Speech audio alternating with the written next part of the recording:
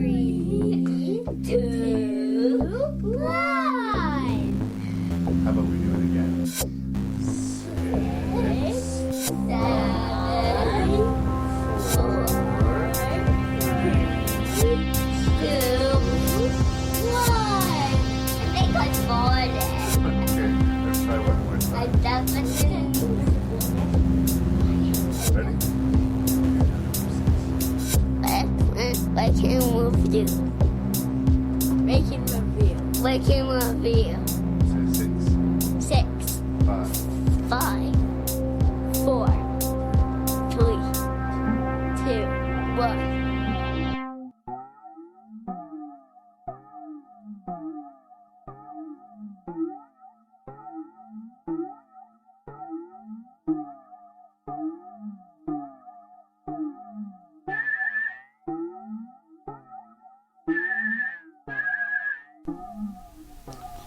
Welcome to episode 13 of Rank-N-Review. What the fuck? WTF Volume 2. Rick Rochon returns. He was with me last time when we discussed this topic, and we are going to look at 6 movies that will make you say out loud, what the fuck? I guess it goes without saying that there will be some coarse language in this episode, and we are also going to be talking spoilers, so if you're worried about that, watch the movies before you listen to the podcast. My name's Larry Parsons, I'm your host and random Canadian, and I hope you enjoy episode 13 of Rank-N-Review.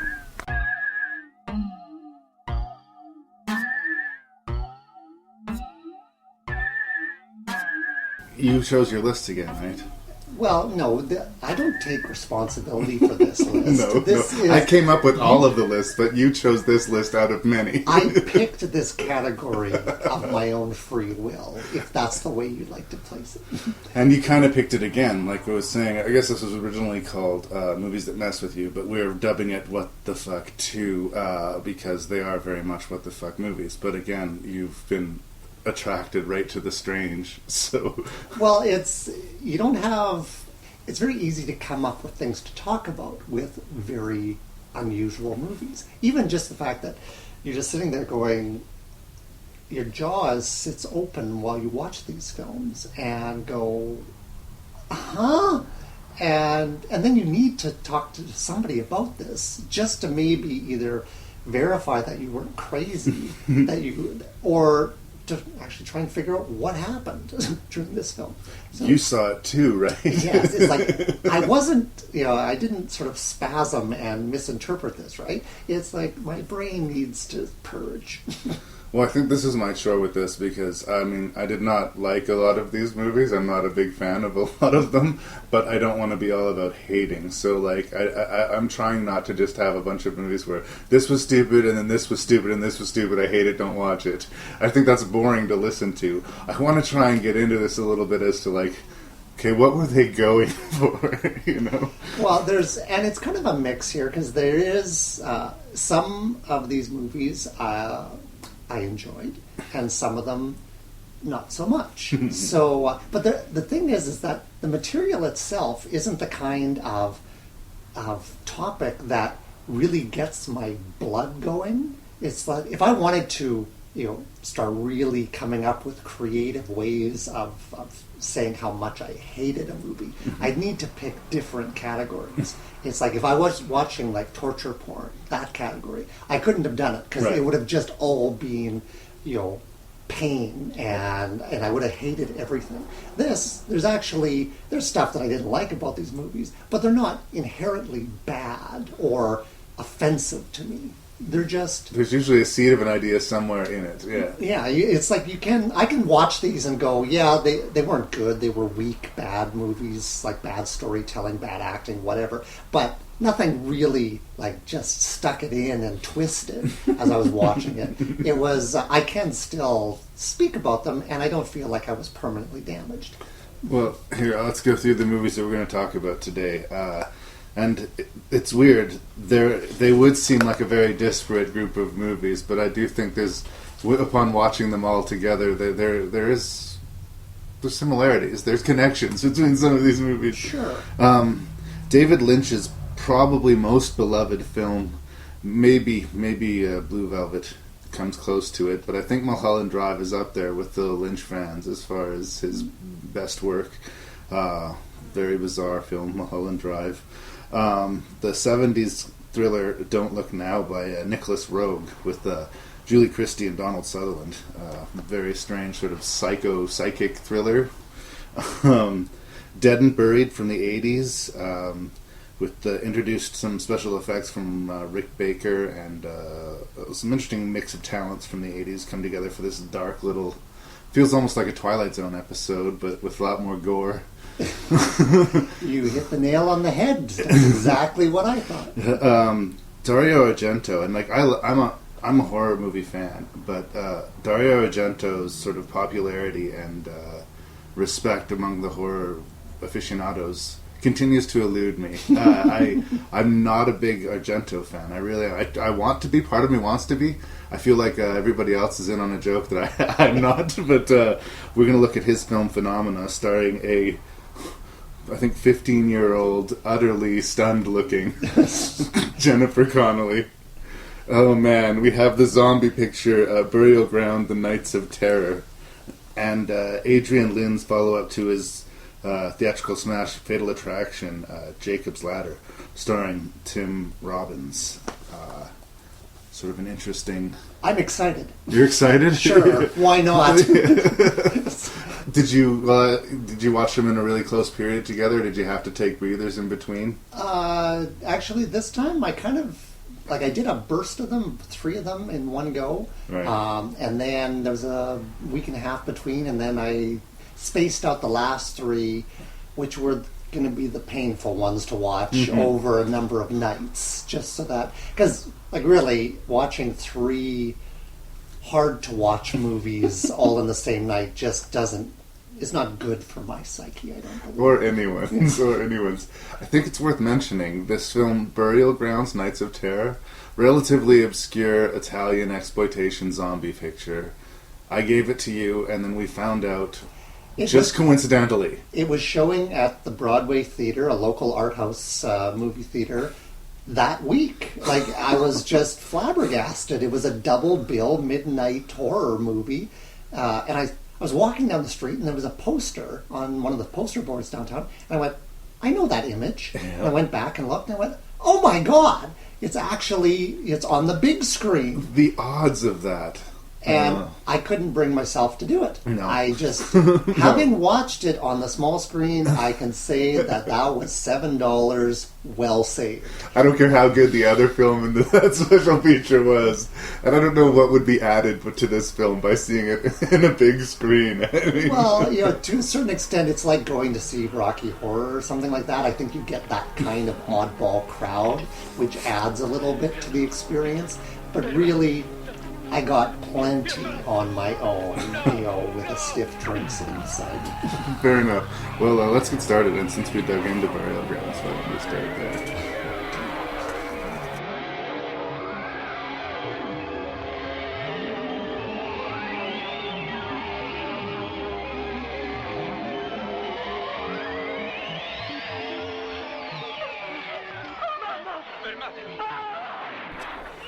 Okay, Burial Ground, The Nights of Terror. Wow. I was going off on Dario Argento a little bit during the introduction here. One of the many things that I do have to thank him for is sort of popularizing zombies. If not for Dario Argento, I don't think we would have got George Romero's Dawn of the Dead, and we certainly wouldn't have got the Dario Argento cut of Dawn of the Dead, which was so popular that it spawned this subgenre of Italian exploitation films. Much the way when there was a couple of, successful Clint Eastwood westerns, they would then, make a bunch of cheap Italian spaghetti westerns, as they were called, knockoffs. This is sort of the zombie version of that. It's not exactly like the zombie movies you're going to see and are made in the United States, but they're stealing a lot from that. They're just adding a lot more sleaze and that really horrible pastiche of bad dubbing, which we had in not one but 2 of these movies to contend with. Rick, I'm sorry, but it's time. What did you think of Burial Grounds? It's a strange thing when very early in the movie you want everyone involved dead. You really don't want anyone to make it. And at the end of this movie, you get your wish. No one survives. And you're still not satisfied. It needed more. It was awful. And like there was moments in the film that I kept knowing, I knew that I was in for a bad time. I knew I wasn't going to enjoy this. Right at the beginning, with the unexplained professor doing research on the crypts or something. You got like a Klondike beard, yeah. And when he successfully casts this spell, a spell? It's like that's kind of a combination of zombie and fantasy, but whatever, it doesn't make any sense. It doesn't have to. And then he's saying, "No, I'm your friend," as they tear him to shreds. Yes. I just went. I said, "This is terrible. This is going to end. This is not going anywhere that I liked to see this film go." Yeah. So I got this in a package with I think 3 other zombie movies that came in a little group package of zombie flicks. And similar to you, I'd be about 5 or 10 minutes into this, and I'm like, okay, this is not going to be good. Then I flip it over and I say, okay, it's 85 minutes long. What's the thing in this movie? Though it's going to be this one scene that's going to present itself that's deemed it worthy of its cult significance. Kept on waiting for that scene, right? I kept on waiting for that scene. It never came. It didn't. It never came. There were so many. That's the thing that was so like it's okay. You knew very quickly. It's like, okay, you've just got a bunch of obnoxious hedonists who've showed up, and they're going to get punished by the living dead. It's like, so you don't have to think too hard about this film, but there's just, and it's partially like the bad dubbing as well, because you get that feeling that, man, whoever they paid to do this translation, or like, how did they come up with some of these lines? It's like, there was one exchange. Well, I've got all these exchanges that I ended up having to just throw away because there was too many of them to deal with. But it was, and I didn't keep a list of the characters' names because ultimately they're not important. Matter. They're not important. But a guy and a girl are exchanging this conversation. I hope we're going to leave the dead alone. I had a terrible dream last night. Janice, calm down and let's go outside. Okay. Yeah. You know what I respect there? The writing. Now again, something is being lost in the translation, but there's no love being put into this at all. They're not trying. No, they're not trying to, I don't know, tell a story even. It's just, and moving on. Let's get to the death. We need to have boobs. We need to have slow zombies with their weird still face masks. It's one of the differences you'll see in a lot of the Italian zombie movies. The faces seem to be static. They're all like just still masks, whereas they're a little bit more lively. Well, that was another thing that was annoying me early on when the zombies started showing up. Because I'm going, okay, there's black mesh covering their mouths. It's like they're wearing a mask that's a full face mask. And I'm going, how frightening can a monster be that actually doesn't have a mouth? Yeah. It's like, now, later on, see, and there was another point where I thought that, I was going, this obviously doesn't have a big budget. And they did a zombie kill where they didn't show anything. And I went, oh, they've got no budget for like headshots, apparently. And then later on in the film, they started crushing zombie heads. And I went, oh, well, okay, fair enough. They did have a budget. They would do that, but you could tell that these were things shot separately. You'd see the guy firing the weapon, and then it would cut to an extreme close-up of a squib going off in the gut of one of the zombies. It looked in a different room entirely sometimes. Yeah, it wasn't very effective. It felt slapped together, and honestly, I think the thing that gives the film its reputation is the incest angle. You're welcome. Yeah. Thank you. Yes. Michael, or the freaky eyeball kid, as he became known. Of course, they couldn't get a little kid to play such a role, so he's just played by an actor who was I don't know if he's a dwarf or what the significance of he's just a small guy, and he doesn't really look like a kid. He doesn't really look like an adult. He's creepy before he's even supposed to be creepy. But I hated him. Like from the very first time he appeared on the screen, I went, oh, that's just wrong. Something about him screams danger. It is like it's not. This kid is, and frankly though, it was perfect for the angle they went with that character in the film. It's that the attached to his mother, jealous of the sexy boyfriend that she had, and continuing to want to breastfeed at, I don't know, how old was he, 9, 10, something like that? I don't know what they were going for, but yeah. It was just like it was one of those, oh no, ooh. They're really going there. He's really going to put his hand in his mom's gear. Oh dear God. Okay, yeah, we were talking about Michael and his over-interest in his mother. Yeah, it was just creepy. It was an additional little thing that just made there was no way to be sympathetic for any of these people. That's why it was satisfying to see them all dead at the end. It's like you needed them. There was not a redeemable character in the whole movie. But I wasn't horrified by their fate either. They didn't deserve their fate. They weren't being killed because they had personally done something wrong. They were just the nearest people in the neighborhood. The fact that they happened to be these shallow, idiots, was just a bonus, really, I guess. But the thing is that you can say that like any Friday the 13th movie, that like the kids that end up getting butchered don't necessarily deserve, that it's like, yeah, they're sex crazy. They get punished because, like, that's the underlying theme. But if you're the sixth group to go to that same campground and get killed for acting like a bunch of buffoons, I think you should take personal responsibility, partial responsibility for that. At least, it was our choice to spend our weekend here. It's like, we thought it would be fun. Yeah, no.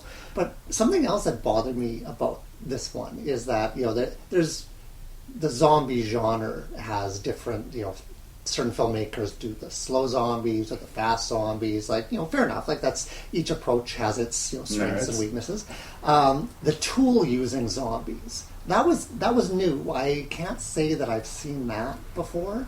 And throwing spikes to pin people's hands to walls. Yeah, see, this is going to a different sort of whole series of zombie movies, where they're like they're zombies of like old masons, and they're good with tools and instruments, or they're zombie knights type of deal. Like they still have high combat skills. That sort of was less popular. It's sort of the Romero sort of mindless gonna eat you zombies kind of took over the popular space of this. It didn't particularly bother me that they used tools and weapons in this. It did bother me that it seemed that their victims were willing participants in it. Guy will empty his gun. He'll slowly, fire bullet after bullet into these zombies. Well, that's nothing. I guess I'll just lie down. And then they'll tear my guts out of me. Like, I didn't see any fight. The woman you're talking about with the tools, she gets like a spike thrown through her hand and it pins her to the wall. And then they slowly bring this huge scythe up to take off her head. And all she has to do to avoid being beheaded is move her head back a few inches. It seems like she obliges them. I'm just going to wait here as you slowly decapitate me. Yeah, according to the script, this is where I get my head cut off. So I am not going to fight that. But it's and things like they used a battering ram to get through the door. It's power tools. It seemed strange. Again, I haven't seen that particular subgenre of zombie movie before, so it just felt a little bit. It wasn't in my experience. Well, so I don't advise you to explore the Italian zombie films. Arguably, this is considered one of the better of them. I think arguably the big ones would be like House by the Cemetery and Zombie, which is actually a sequel to the Argento cut of Dawn of the Dead. And that's mainly famous because a shark and a zombie have a fight in it. That sounds awesome. Yes, well, another day. But for the most part, they are like this or worse. I would say this is a fairly typical entry into that sort of spaghetti zombie subgenre, and I'm not a fan at all. Well, and something that seems strangely ironic or just annoying, maybe, was one of the characters during the height of the zombie attack. They're talking about going to the armory to get, and I went, "Oh, okay, good call." Except this isn't a castle; they're in like an Italian villa, which is an odd thing to have an armory in. But okay, I'll buy it. And then the guy comes back, and he's got a single knife that never gets used. Nope. And I went, where's the Morning Stars? Where's the maces? You know, it's where. What kind of an armory were you talking about? What else was in the armory? Your nail file? Like, well, and then to bring a knife back and not use it, and then not even use it. I just thought, oh, that's just. If there's any magic to this movie, it's that 85 minutes could seem this long. I really, really had a hard time. And when I saw you pick the list, I was like, that's an interesting title. That's an interesting title. We can have a lot to say about that. When I saw Burial Ground, I'm like, sorry, Rick. Sorry, buddy. No, I'm sorry, dude. Yeah, there's not much more to talk about. It's just... Yeah. Agreed.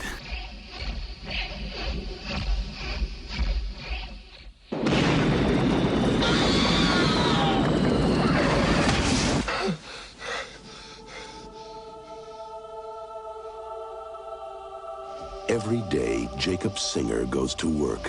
What's wrong? It's one of those days. And every day, he wonders what is happening to him. Maybe it's the pressure, Jake. They're like demons, Jess. They weren't human. What were they, Jake? Okay, Jacob's Ladder from director Adrian Lyne. He's kind of slipped off the map for a little while. I'm not sure what he's been up to lately, but there was a while there where he was sort of your go-to for your sort of big-budget, glossy, sexy thrillers. This is a little bit different. He'd just been off of the big hit, which was Fatal Attraction. This is a film from the author of Ghost, the Patrick Swayze mega hit. Bruce Joel Rubin is the name of the author. He is really fascinated with, well, I guess, supernatural elements, specifically ghosts and, well, the idea of what the other side might be. Themes that are richly explored in Ghost and in Jacob's Ladder. Jacob's Ladder is a much darker number than Ghost. Ghost you can watch with your grams and have a good time. You know, that's a sweet little piece of Hollywood candy. But Jacob's Ladder is a little bit more of a bitter pill, and it does not, you know, talk down to its audience. I think it asks a lot of its audience. But does it work, and is it of any value revisiting? Yes, I loved this film. This was one of the only films in the group that I had actually watched when it originally came out. Right. And I remember loving it then, and popped it in the player this time around, and it held up really well. Storytelling, performance-wise, effects, it kept my interest. I had actually, there was elements that I'd forgotten about the movie from the first viewing that still, like, just blew me away. Yeah. I thought that this was a fabulous film. There's a weird fever dream quality to this movie. It feels almost not like an Adrian Lyne film. It almost feels Terry Gilliam to me. This almost seems like a script that should have been to Gilliam, but Adrian Lyne got his hands on. That saying, I'm a big fan of this movie too. I really do like it. It's in the early 90s, Tim Robbins just went through this period where every movie he was in was freaking amazing. It was. That was the big plus for this movie, is that anchor performance. Tim Robbins. Yeah. He's fascinating, interesting character to watch on screen. He's got that sort of big, glassy-eyed, almost kid look to him. Like, he looks vulnerable. Yeah. So us taking the journey with him is a big part of what makes this movie work. Of course, Adrian Lyne does a lot of work, and there is some visual images that are hard to forget. I'm thinking, of course, of the sort of demonic shape faceless things that were shaking their heads so quickly you could see but not see what they actually looked like. How about the demon meatloaf or chicken in the fridge? Yes. Ugh. Yeah, I guess apparently in the original script they were looking for more traditional sort of devil imagery, and there is some of that. You see a person with like a tail, or you see a woman with like, it looks like a bit of a horn protruding out of the back of her head. Apparently it was much more overt. It was Adrian Lyne who decided to sort of make it look just more frightening and aggressive and less sort of traditionally red, big-horned, teethy images, right? Well, even if he did like dial it back as far as like for if he made that decision, it still set the right tone and the contradiction between like the demonic imagery and sort of the angelic imagery that was represented by the Danny Aiello character. Yeah. And again, it didn't need, you could fill in the gaps yourself, like, because you weren't quite sure what you were looking at, and there was enough. It was just pointers to, because everybody watching this, some have like the Catholic background, and some are different religions, and some, but people are familiar with the imagery associated with the dark afterlife. Yeah. And so you'd see things, and you'd bring your own interpretation to what you were seeing, and it was very effective. Yeah. The light side, like you're saying, Danny Aiello is this one sort of force of good, although even he seems a hair crazy in the film. He's not completely well balanced. He's got a temper on him, but he's genuinely there to help our main character, and we believe that he's there to help our main character, and we can't believe that about anyone else we see in the film. You are constantly not sure where you're going to be going to from one scene to the next. I mean, for me, I figured out that I was pretty sure what I was seeing was some guy sort of having a conversation with himself at the end of his life. And I don't think I was wrong about that. But what I couldn't figure out until the movie basically gave it to me is what of these visions were real points in his life? What of these visions are stories he's telling himself? When did he actually die? And you get this one random piece at a time throughout the movie. And the fact that it works as well as it does is kind of a miracle, but again, it stays with you. It's kind of spooky. Well, it's again, it's hard to look back at a film. This was 1990. Yeah, I think so. And you always you evaluate these by what you've seen subsequent to that. Yeah, it's like the twist ending in this film where, yes, he's basically on the operating table, and these are the last moments of his life, and his life is flashing before his eyes. Yeah. And so you're basically getting, your narrator is a dead man. Yes. And you've seen this, this particular trope in other films, and so it's not a surprise. It's like, and yet I was very surprised when I first saw it. I thought it was a brilliant little twist, but it also worked because it built on, it wasn't just the fact that his synapses are failing, and so you're getting all of this random imagery. That's he's trying to make sense of.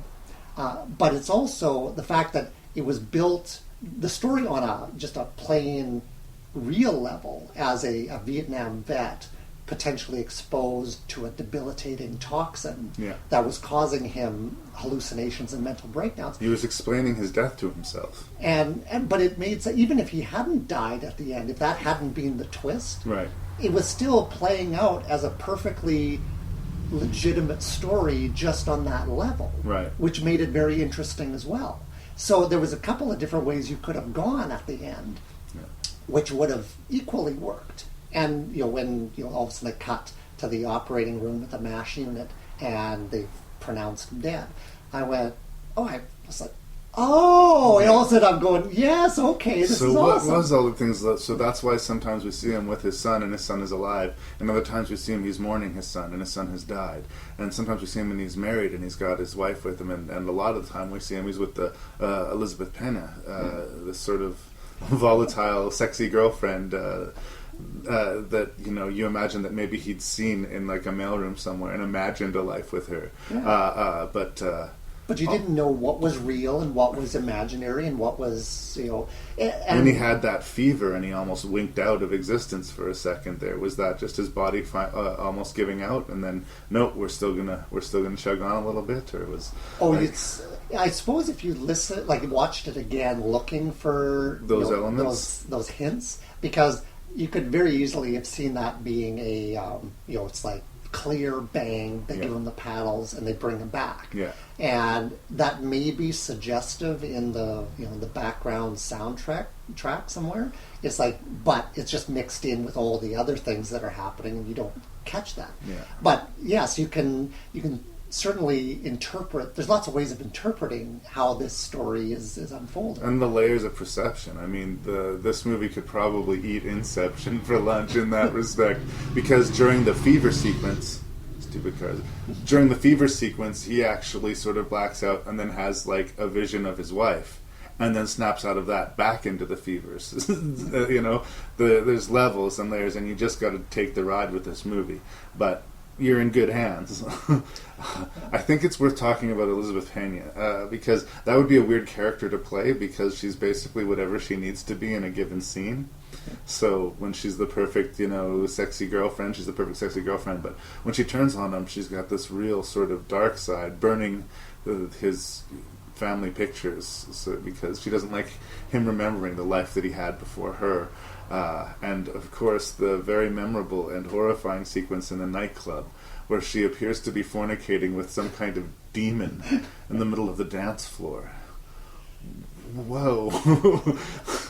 What area of the psyche was being represented there? Well, and that's, if you have the background, if you've read a lot of psychology, which I can't say that I have, I'm sure a lot of things like that would make sense. You'd understand what the director was going for there. But yeah, it was just, you didn't quite know what to make of it. But it certainly was effective as far as getting you out of your comfort zone. Well, I guess everybody indulges with sin, but why it was represented through her. Apparently, there is a scene that ended up not being in the movie where, before he makes his ascension at the end of the film, he confronts her and she peels her own face away, and in a very Darth Vader moment reveals herself to be him. So she is basically, another part of his psyche was fucking the devil, whatever that was. I mean, they ended up not using it, and the screenplay either seemed a little choked by it, but I think that Adrian Lyne decided at that point, Jacob had been through enough trials. It was that one thing too many. He needed to take his boy by the hand and be led up to whatever's next. The one thing that I found a small weakness in it, and it's looking back on a film, many years on, and I was very distracted by the recognizable faces in the supporting cast, and they've just been tainted by them being subsequently very popular. George Costanza, and Macaulay Culkin. It's like when all of a sudden he's looking at the picture of himself with him, with his kid, and I'm going, oh God, no, it just totally breaks you out of the movie. You're Kevin's daddy? No, it doesn't work. And like George Costanza. What's the name of the actor? That's going to bother me. We can't just call him George Costanza. He is George Costanza. It's like there's no... Jason Alexander. There you go. There it was. He was actually doing a one-man show out in PA recently. Really? Because he was being interviewed on CKOM. I was listening to him, and he was talking about the role. And how he's just chosen to embrace the fact that that's who everybody knows him as. Yeah. So, but it's other than that, and those are like niggly things. And that's nothing that they could have predicted when they were making the film, No, so it's just, they wanted a cute little kid. Macaulay Culkin was available. There it was, right? Yeah, you just end up taking that baggage, adding it on to the film later. Yeah. But other than that, it's. This film, like it's sort of surprising when you go back and watch a film like from 3 decades ago. You expect it to, as far as like the quality of the film, it's like, yes, it's not like up to digital standards now. Right. But at the same time, you're going, but on every other element of it, it's fine. It's very good. It's very good. It's still, like, you'd watch that today, and it's acting's great, the storytelling's great, the filming is interesting, the effects are effective. If that came out today, I would buy it, and I would be like, well, good for them for not leaning on the CGI, you know? It's good practical effects and very interesting storytelling. And Tim Robbins, keep that man busy. I haven't seen him in anything recently. I don't know if he's kind of retired at this point. He likes directing things. He's sort of going more increasingly producing and behind the cameras. But yeah, by all means, watch Jacob's Ladder. It will make you say, what the fuck? It is a challenging movie. But there is a puzzle to be solved here, and you are rewarded with, just going with the movie. I think where I get frustrated with some of the other movies is where I put my trust in it to pay me off, and then we get nothing. Jacob's Ladder gives you your money's worth. I wonder where you were going. Mulholland Drive. That's where I was going. Mulholland Drive. I had a dream about this place. Tell me. There is no band, and yet we hear a band. Diane? Camilla. Diane, the car's waiting. Yeah, so let me go on to further shit talk popular directors that other people like. I was saying bad things about the much beloved Dario Argento, and now I'm going to say some negative things about the much beloved David Lynch. He's one of these guys that, his movies seem to show up on a lot of top 10 lists, and I'll see the trailer for the movie, and I'll go, that movie looks really cool, I should check that out, and then I'll check that movie out, and it will disappoint me. It happens again and again with me and Lynch. We're not on the same page, and I feel like it's something that I'm deficient in, because I know a lot of people who really love it. And this movie, Mulholland Drive, a lot of people consider his masterpiece. And it is definitely a worthy what the fuck movie. It concerns a young actress played by Naomi Watts, who has come to Hollywood from Ontario, I believe she says. Small town, rural. Yeah, some small town place, either in Canada or somewhere in the United States, to make it big in LA. And as soon as she gets there, encounters huge evil. Yeah, I mean, again, to try and break down the plot beyond that, I don't know, because the movie is, as soon as you feel like you've got a ground to stand on, they tend to take it away from you. We are treated to a lot of vignettes of interesting, strange people doing interesting, strange things, shocking bits of violence, and some, sexy, lesbian interludes there. It sort of introduced the word to Naomi Watts. I mean, she'd been around, but this movie kind of made her a star in a lot of ways. And it's a difficult and bold performance, but I just can't wrap my head around this movie, and I was hoping maybe you could help me. So, what did you think of Mulholland Drive, Rick? I'm probably not going to be able to help understand it, because I've just got a sheet full of questions as well.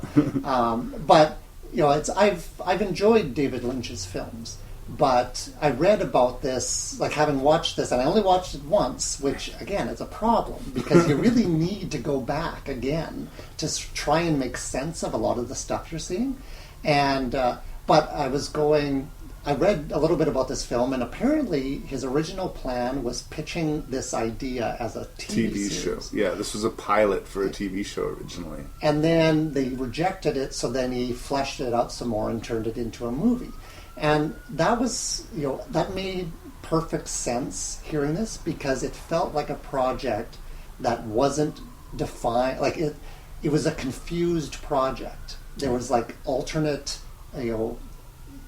agendas and alternate objectives involved in it, because it felt like two separate stories. Like you could kind of piece together, that they all linked together, but it felt like there were two different movies here that got squashed together with a whole bunch of extra scenes that really didn't belong.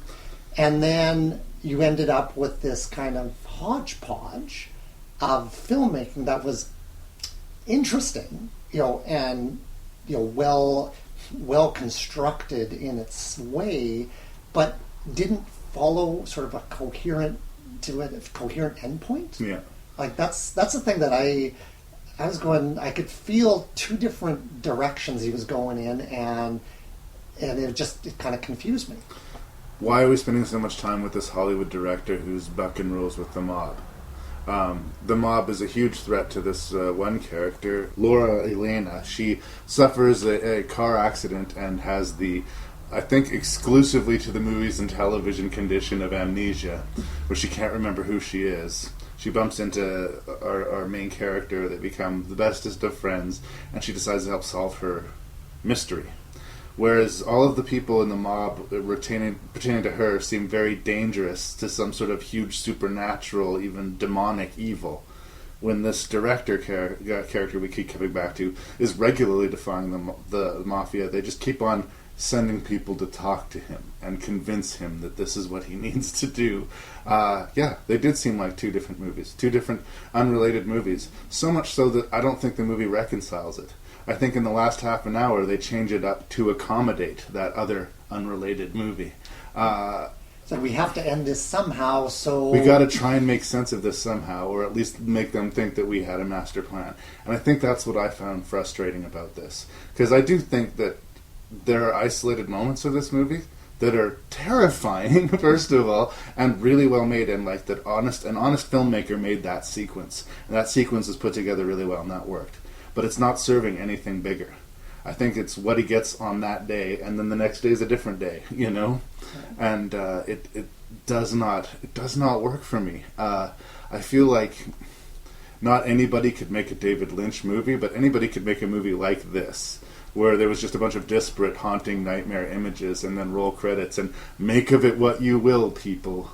But for me, there's got to be a master plan, and I didn't see one here. Well, and there was also a comment I read that David Lynch in interviews does not explain what he was going for in this film. He does not discuss themes. He does not discuss, things like this. No, it's more because he doesn't know what the hell he ended up with. That's it. I think above the Baldamenti score and the weird tones and the layers of whispers that they put in there, faintly you can hear David Lynch masturbating. Because honestly, it's like he can get away with anything, and his subsequent films, I think, go further to my point. He can release pretty much anything, and the art crowd will politely clap for him. Yeah. I honestly don't think they're that deep. I think that they're kind of just sort of trashy art wankery. Well, and that's when I compare like this film with Jacob's Ladder, is that the imagery, like the weird imagery in Jacob's Ladder, made perfect sense because like you could equate it to toxin exposure, mental breakdown, what have you, and it seemed reasonable, like a reasonable interpretation of what was going on screen. And in this film, you sat there and went, no, this is just weird for weird's sake. He's inserting this oddball character in a sterile clean room who's the mafia kingpin, this dwarf character, but that's right out of Twin Peaks. That's him repeating himself, and frankly. That's the thing, is that I kept seeing all of this homages to his own work in Twin Peaks from 10 years ago, and I'm going, like that weird little dwarf character, the music, the spooky hairless cowboy dude. Yeah, and I'm going, this is BS. Like, why is this stuff in here? It doesn't serve a purpose. Even to the famous/infamous lesbian sex scene between our two leads, I didn't really feel like that scene came out of anywhere. I didn't feel the tension. I didn't feel that relationship building between them. Well, it was like, wouldn't it be cool if we had a really hot lesbian sex scene in the third act of this movie? Yeah. Well, it doesn't... That makes it exploitive, really. It kind of makes it feel ickier to me. I would rather this was bound and they were trying to, just do a straight up story. And that You was, obviously didn't watch that scene enough. Yeah. And the 10th or 11th go through, then you got the point. Well, that's the other thing. Should you want to skip to that scene, David Lynch is such an artiste that the DVD release of Mulholland Drive is all one track.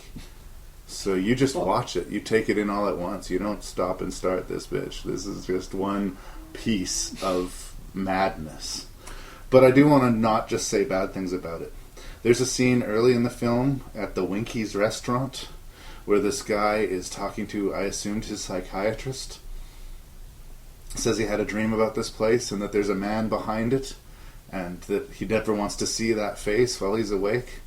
It is a fantastic scene, and it's quite terrifying, and it has, that I can see, nothing to do with anything that came before it and nothing to do with anything that comes after it. I believe we see one of those characters again very briefly later in the film, and there's a couple scenes that happen in a Winky's restaurant, but yeah, it's just kind of inserted in there and doesn't... That scene by itself, though, is so good. It makes me wish that David Lynch had it in him to just make a straight-up horror movie, because I bet you it would be freaking terrifying.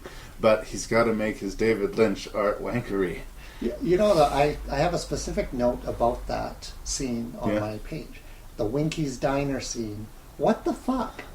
And I think it seemed so strange because it didn't belong with everything else that I saw in that film. That's what, because if something was bothering me about it, and that was it, is that it was too good on its own, and it didn't connect with anything else. But I mean, he was on fire that day. Yeah. That was a good day. And then the next day came, and he was like, yeah, we're going to need a soft focus on some leaves in the driveway. Yeah. And we're going to need these two actors walk out of a paper bag in miniature. Yeah. And you just went... Okay, yeah. Naomi Watts' character arrives in LA and she's met this elderly couple and they seem really sweet. And then we see a shot of them in the back of a limousine. With the rictus grins. They just look really fucked up and horrifying, and like they know a really big secret that she does not, and it's creepy.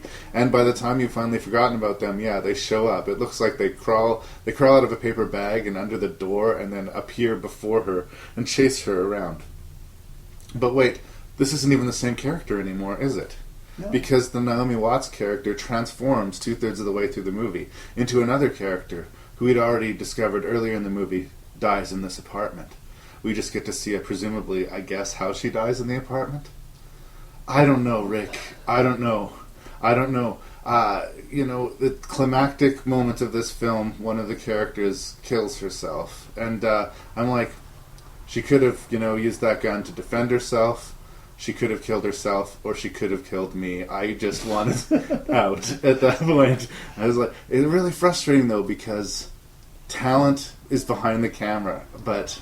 Well, and then if you sit there and you go, okay, if you try and establish a different interpretation of what you're seeing, that, okay, she couldn't use the gun on the old couple because they were actually in her mind, and she was turning her mind off. It was a drug addict, kind of situation where she was hallucinating all these things, and... But then why was it set up earlier in the film? But that's the whole point, is that, yes, the more you stretch to try and come up with an interpretation that takes all of these disparate elements and explains them, means that you're just wasting your time. It's not possible to explain everything, so stop it. Just sort of toss it out. But I think that the problem people have with the David Lynch films, and when you don't know what to do with them, it's sort of like challenging art, or, people get upset with the Canadian government for spending $250,000 on a painting of a red line down the middle of a blank canvas, right? Yeah. I kind of get that outrage, but I also kind of get that someone will argue somewhere that that's art. But people can argue that this is art. I don't know that I agree, but I can't outright dismiss it, I guess. No, there's certainly... elements. You can pull items out of this film and hold them up and say, this is an example of a guy at the peak of his craft. He can make certain scenes. He certainly has some very good ideas, but in this case, he was kind of, somebody needed to rein him in and take a bit more control over this project to get a better screen. Like, I don't know, it's the screenplay needed revising or something to... Hey, look, if you want to make an artistic, weird tone poem of a movie, that's fine, but maybe keep it to 80 minutes. At 2.5 hours, it's oppressive. I'm pleasantly surprised that it seems like you agree with me about this movie, because this is a beloved movie. This is a really beloved... There are people that will tell you that Mulholland Drive is like the best movie of the 90s, and I want to shake those people. Shake them hard with their head against a wall. You know what? It's hard not to look at the next David Lynch film, but like I say, I'm almost always disappointed. So Mulholland Drive continued that trend. They say seeing is believing, but only a split second of time separates the past from the future. The present is crushed between them.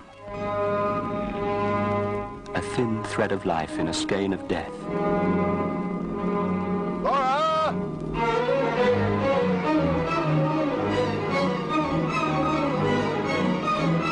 Laura!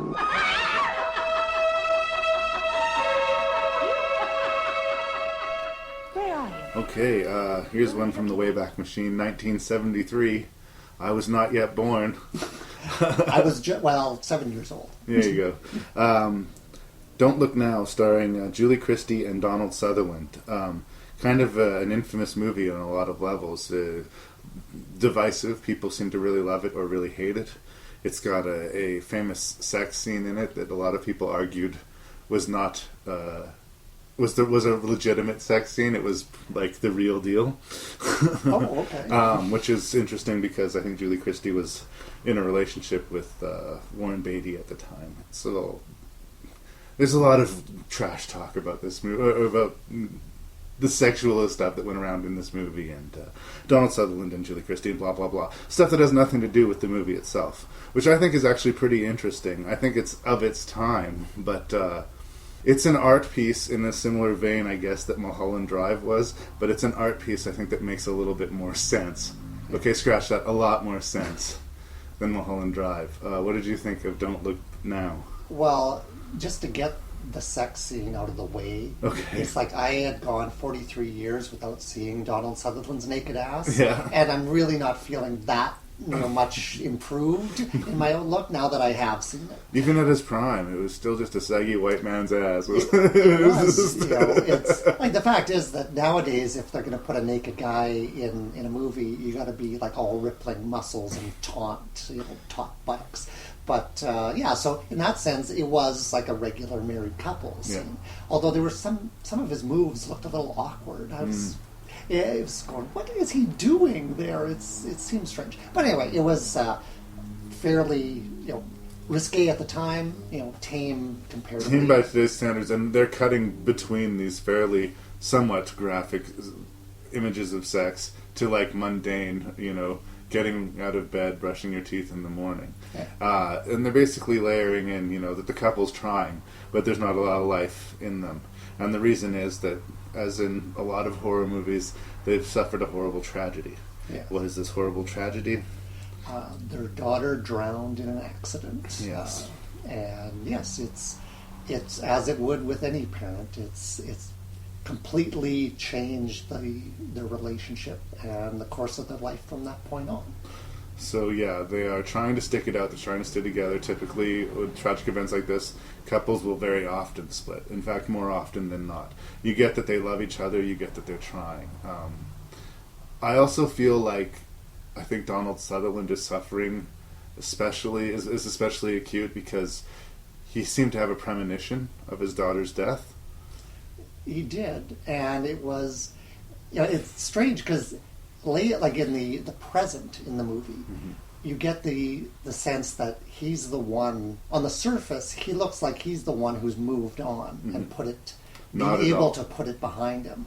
When in fact, it's actually the complete opposite, is that he's just in denial. This movie's about letting go of things, I think. And this is me sort of putting it together after having, thought about it. No, he seems like he's being the stronger one, but, whenever he sees that red raincoat, he immediately believes that's his daughter, and he goes chasing that fantasy. And I think that he has got some psychic abilities. Sort of a Jack Torrance from The Shining thing that sort of came into my head. The main character in The Shining, in the book especially, he's got the same gift that his son does. It's just not as big, it's not as acute, and he doesn't recognize it. When stuff creepy happens, he explains it away and he goes and has a drink, because he doesn't want to believe that he's psychic. And I think this is a similar thing with Donald Sutherland's character. He doesn't want to believe that his girl is warning him to get out of Venice from beyond death. He doesn't want to believe that he actually had a premonition that his daughter would die. And he doesn't want to believe that he saw his wife going to his own funeral. All of these psychic visions that he have leads him to this inevitable conclusion that the movie brings us to. And I think it's his sort of war with himself. He needs to let go, and he can't. That is what this movie is about, and what works for me. And if he had been able to accept it, and his wife starts to try and convince him that this is actually what's happening, and he just dismisses it and is not willing to deal with it. And so it's basically he's kind of has a hand in his own death. Oh, absolutely. It's a tragedy. It's a very dour movie, and it's also quite long and quite slow moving, and that's something that I'd want to prepare people for if they were going to watch the movie. It's definitely that 70s aesthetic. It shows you, it doesn't tell. A lot of scenes breathe and stretch out longer than maybe you feel they need to. But you gotta kind of enter into the movie knowing that this is the beast you're going to, and I think it has its rewards. And I think there's a lot more to the movie than an infamous sex scene. Well, and exactly. If you're not willing to sit there and actually watch scenes unfold at a slow pace, because now everybody's so used to fast storytelling that lots of people wouldn't have the patience to sit through a movie like this. And it's like a little character drama that incorporates these sort of psychic elements in it, and it's a mystery, and it takes some time to actually sit there and get the meaning out of the scenes. It takes you got to work at it to get this movie. And I do want to say, this is my take on the film. I don't know that this is necessarily the take on the film. That's what I got out of it, as far as his being psychic. Because when he's in Venice, there's that scene where he sees his wife, who should be in England, attending to their other son who had suffered an injury. That's an interesting wrinkle in the screenplay, actually. But then there he sees his wife on this barge, wearing black, looking upset, and he's trying to figure out what that was. Well, that was a vision. That was a psychic vision, and if he could accept the fact that he does have premonitions, he could have said, "This is yet another warning that I need to not be in Venice." And the thing is that after that happens, he approaches it as if she's done something else, like she hasn't agreed to go back home like he thought she was, that she was hanging around. Yeah, there's some sort of sinister implication. But then once he talks to her on the phone, he should have all the confirmation that he needs that there's something more to what's happening here. But he just can't accept it. There's some red herrings too, and I get him being skeptical of the blind psychic lady. Yikes. She's creepy, first of all, and secondly, this would be somebody that you'd be disgusted with, especially if you took a hard line on psychics, We just suffered a loss, and now you're befriending my wife and telling her that our daughter's in a better place and that she's trying to warn us about something. You bitch. I get him not wanting to listen to them, like that is a really horrible exploitative racket, You can take advantage of people who are suffering, and I understood his skepticism, and the fact that they were also on the boat made that extra sinister. But I do believe in the end she was legitimately psychic, and she legitimately meant well. We sit here and we interpret characters like that with a sinister agenda. Yeah. Because that's kind of, it's the cynicism of this age. I guess. Is that, no, there's no such thing as psychic powers. You're all charlatans. You're frauds. And so people who are, saying that oh yes, I've had a vision, is that they've got an agenda. Yeah. And so, yeah, he basically, and it's a reasonable assumption on his part that these two characters are a bunch of con artists who are trying to take advantage of his wife somehow. And I think the movie does try to frame them spookily. Like, it does try to make us wonder about these ladies if they're on the level. But of course, Julie Christie completely embraces them and believes them right away, and Donald Sutherland cannot. I do think it's an interesting bit, and it almost seems like an addition, an afterthought of the writer or something like that, that all of a sudden they have another kid who's at a private school who suffers an injury. Especially considering how completely ruined they were, what happened to their daughter. You'd think that they'd be taking their kid with them to Venice, or at least having the kid close, or that child would have been mentioned before that moment in the film. I thought that was kind of a weird, they needed to get her out of the Venice for a while so he could have this vision, right? So how are we going to get her out? Her son is injured, but we didn't. It's just her son is injured. What's a good enough reason? Why would she leave her husband in Venice? Especially when she had to have a good enough motivation to take her away. Because the scenario that was unfolding in Venice should not have she would need a damn good reason to leave. And yes, the only what's the easiest motivation for a mother to leave is, one of her children are in danger. And that's an easy fix. Her father suddenly fell ill or something like this. I thought that felt strange, and I do think they hit some notes pretty hard in this film. The water imagery, the opening where Donald Sutherland, finds his daughter and lets out that yell is so horrible. I mean, it's good. It's an effective sequence, but it's upsetting. He sees a body being pulled out of the water in Venice, and then we see flashes of that again. Like, we don't need that. I think we understand if he sees a drowned woman, it's going to remind him that his daughter died. It's not like that isn't the preeminent thing on his mind every waking moment, right? He's at ground zero of the grief of this. So we didn't need that. I didn't think. But, It's, there were some elements that actually made me, were quite funny. Like, not intentional funny, but just odd moments there. It's at now they said that they were the only residents in that hotel that they were staying in. Because it was the the down season, and they were just about to close for the end of the season.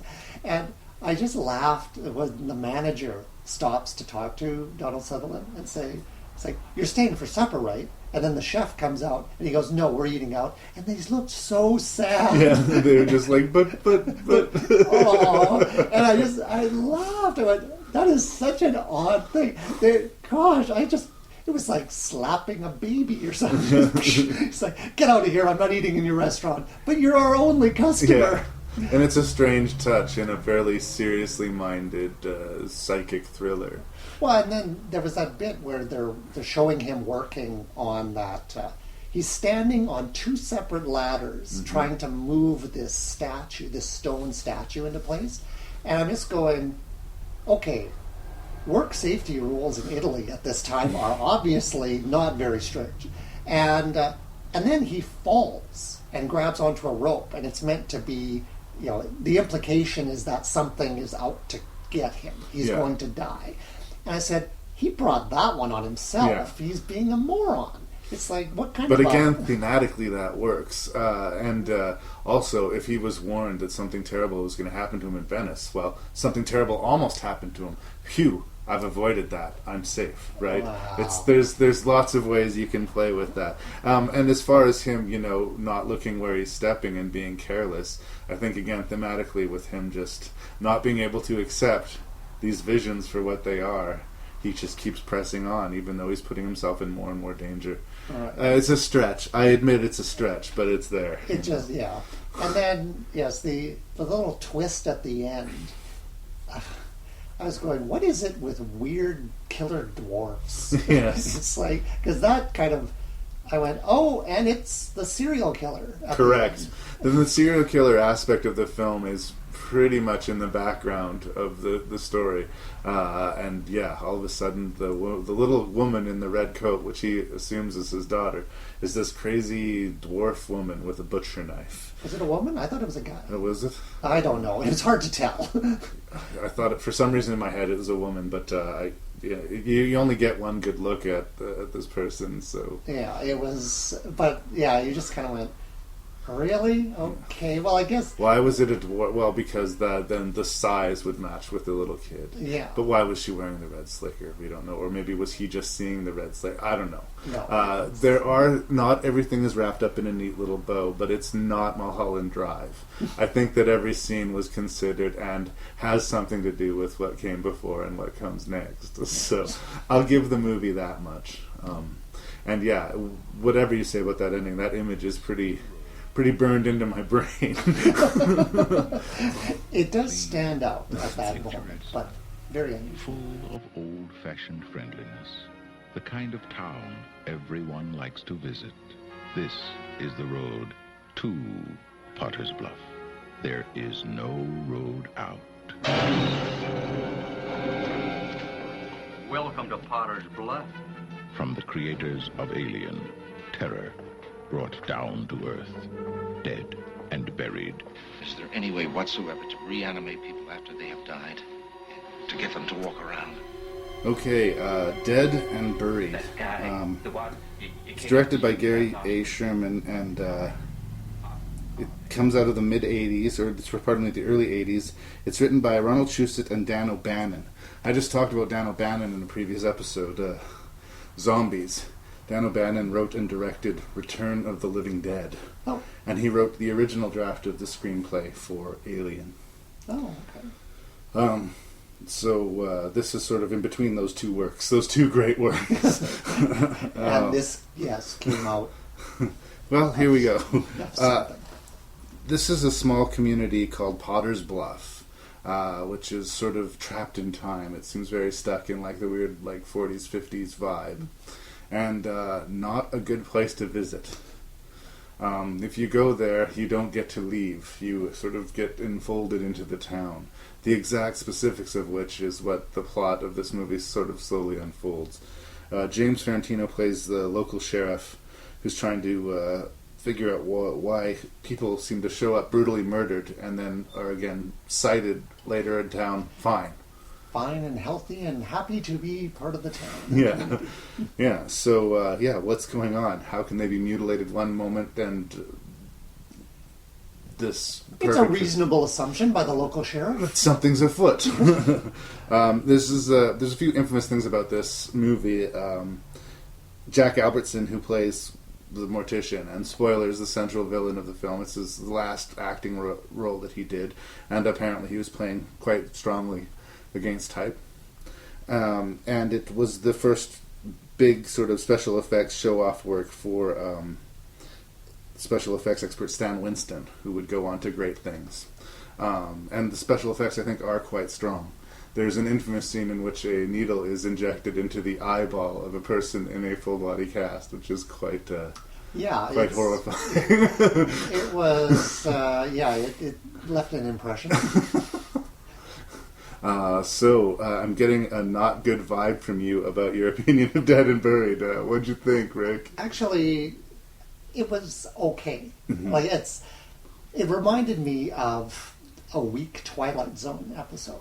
It was nothing in here. There was a few scenes in it that were kind of painful to watch. James Ferrantino's complete over-the-top reaction when he finds out what the mystery is was just absurd. I don't know what... it had echoes of Planets of the Apes for me. Oh, you maniacs! You blew it up! And it really came out of nowhere because it was pretty straightforward, kind of naturalistic performance up to that point. So it just made it just seem like really bad acting choices. I'm not sure how the director let him get away with it. Right. Or if that was the director's call and said, no, I want you to do it like that. But I agree it was over the top, but I mean, he was taking in a lot of pretty difficult information at the time.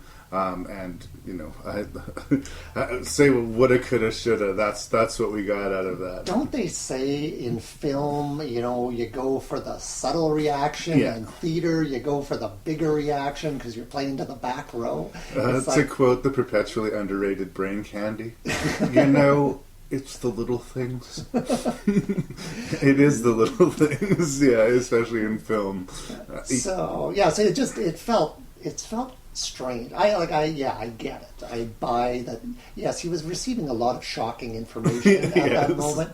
At the same time, it was just a little bit ridiculous. There's a little Heston in that performance. The fact that he wasn't tearing his shirt open was, So, but generally, it was you've seen this kind of storytelling, before, like the mysterious town with the secret. Yeah. And there's the outsider who in this case happens to be an insider, but who's not in on the secret. Yeah. And so you've seen this kind of story told before, and it wasn't really, nothing that surprised you about it. It was okay, it was well done in its way. The severity of it kind of surprised me at times. The violence is pretty brutal.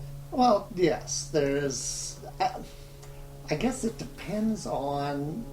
It was a little bit graphic, but nothing was standing out at me. Right. Again, sort of looking at it as an older film, it's at the time it would have felt a lot. It would be wow, look at what they're doing here. But again, when you measure it up against lots of modern films you've seen, it doesn't.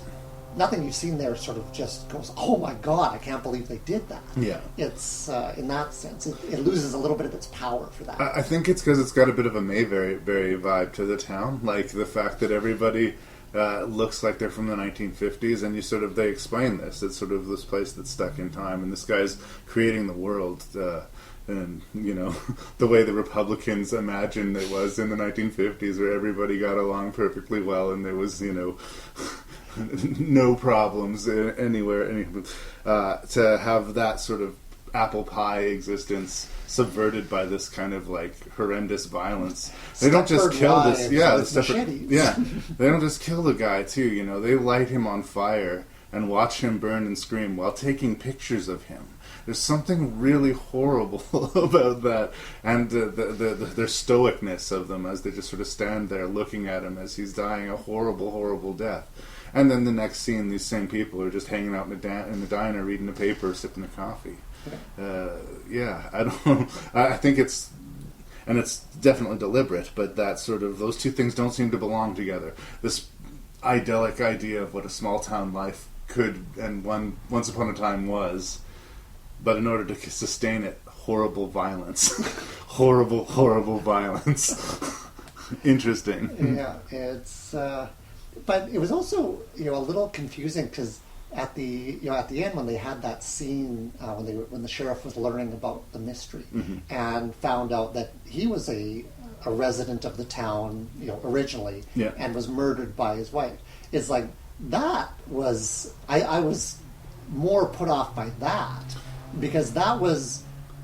How does he not know that? The awareness of him and his wife to the state that they are, like a reanimated corpse, is inconsistent. It is, because they look different than the rest of the town too. They look very modern, whereas the rest of the town, like I say, was trapped in this time warp. Yeah. If they were continual members of the town, and if he was trying to make them this idyllic part of the town, well, why not suit them up in the same gear as everyone else? I think that was more to keep the audience from understanding the revelation too soon, because it doesn't really make sense if you think about it in context of the plot.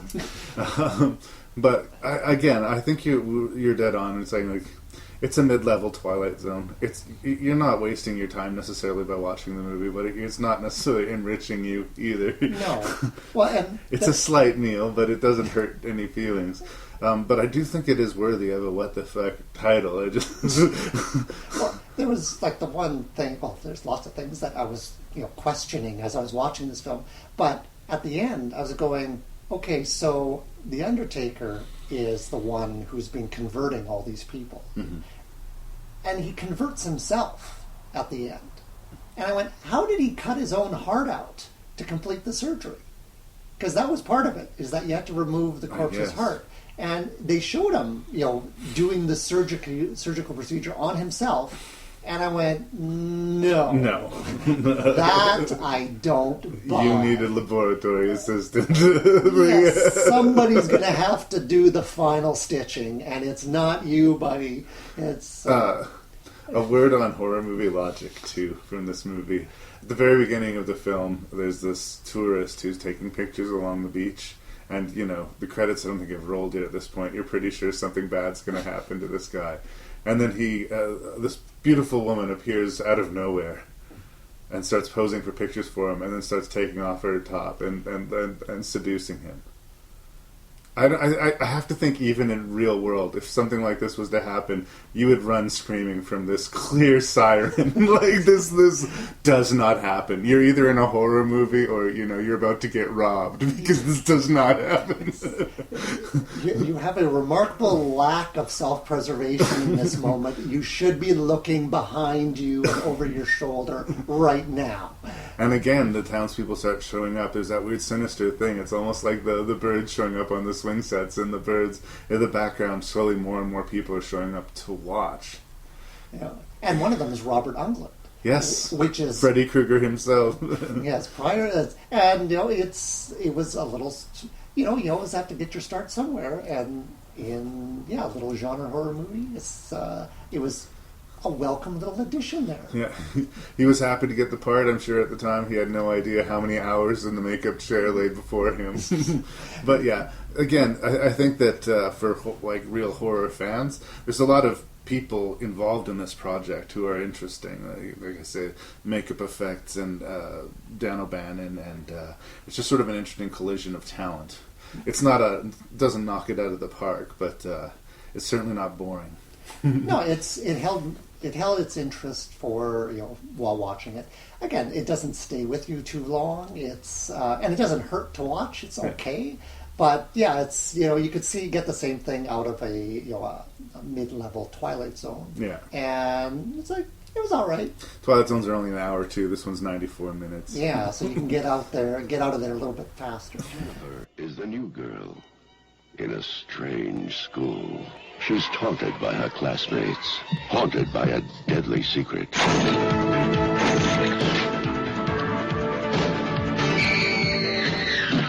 Is she insane? Well, she's not normal. And caught up in a murderous wave of terror. When the murderer hides his victims, he likes to keep in physical contact with them. But Jennifer's got a few million close friends. Insects never hurt me. I love all insects.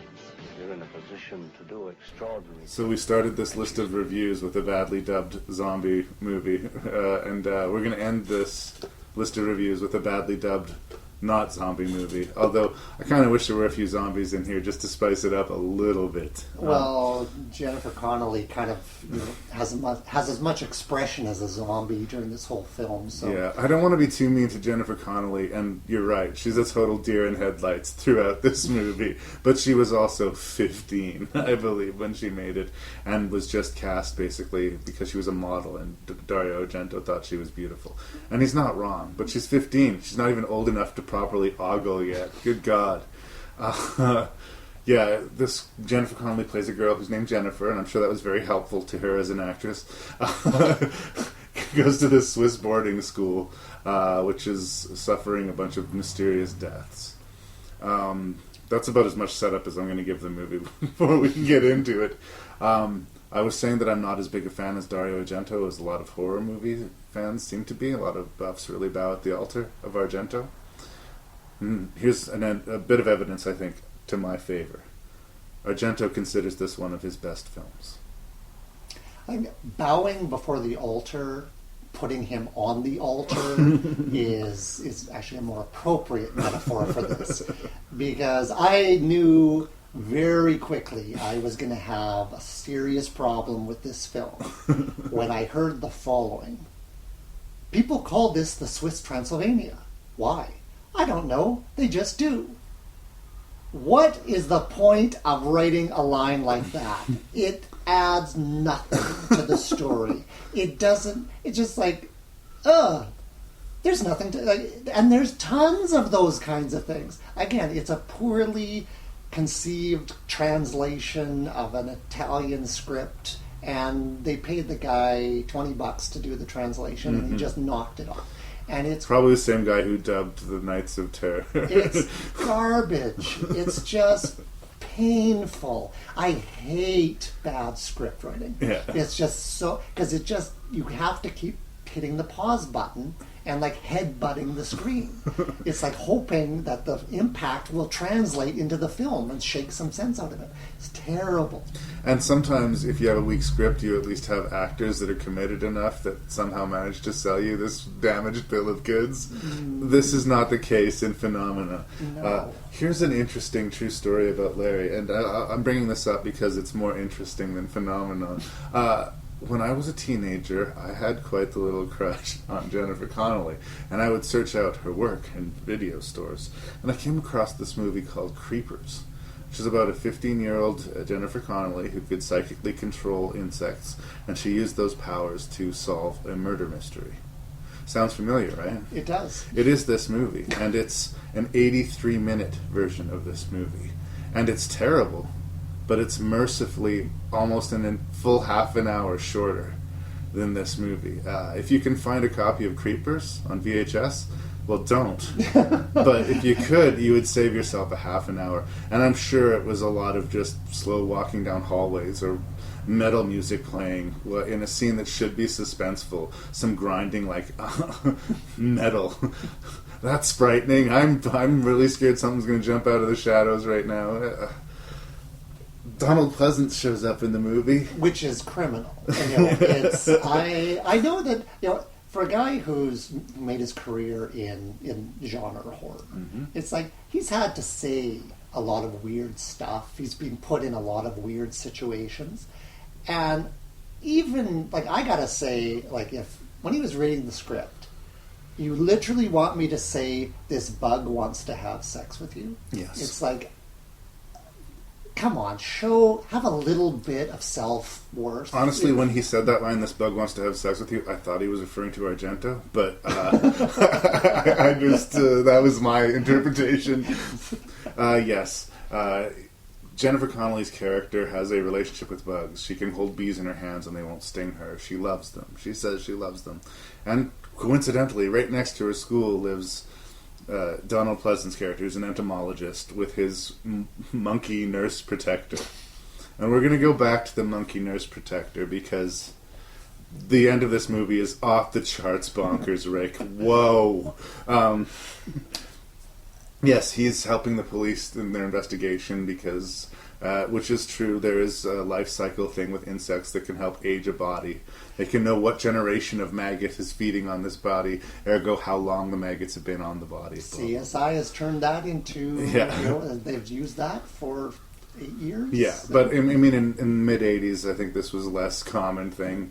And, a convenient conceit because we also have the girl who can communicate with bugs. She becomes friends with him and his monkey, and does not become friends with anybody except for one girl at the school who promptly gets killed off. The rest of the school seems to be populated with shallow bitches, pretty much entirely. Which, and as the outsider, she's foreign, as well as slightly odd. There's very much like a Carrie kind of feel as well. Is that... But you get them bugging her, too, because it looks like she suffered a really severe head injury. A lot of this movie, she is sort of just staring blankly forward. Like, she looks kind of stunned. She looks kind of scared of the camera, frankly.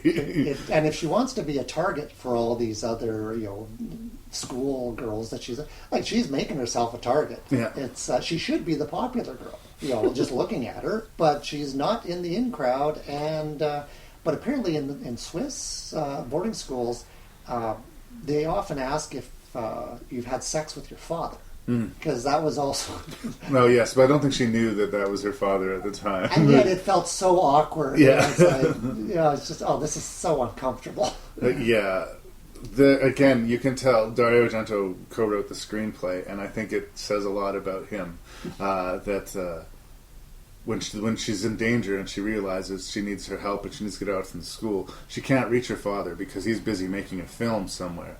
She gets a hold of Mr. Shapiro, her daddy's agent or some guy who's basically looks after her. Like, the fact that she was in danger, like, grave peril, but, you know, they're not going to call her dad. They're not going to pull him off of some film set somewhere to go save his daughter's fucking life. No.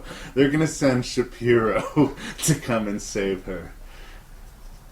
I'm jumping all over the place here, Rick. I'm sorry, but... you know, you could see... If you take her character and say she got sent off to a Swiss boarding school because she was a troublemaker at other schools, and so her father is used to dealing with her, having these episodes. But she's not that. But she's not. It's like, although she is like has her issues.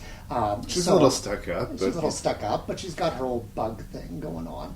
And so, yeah, the agent puts out the fires when the daughter, you know, inevitably blows up the situation they've tried to put her in. It's like, okay, you know, fair enough. But, you know, I don't think he deserved to get killed for it. No. That was unfortunate. Yeah, basically, she uses her bug skills to find the house where the bodies are being kept. And then she tries to flee the country.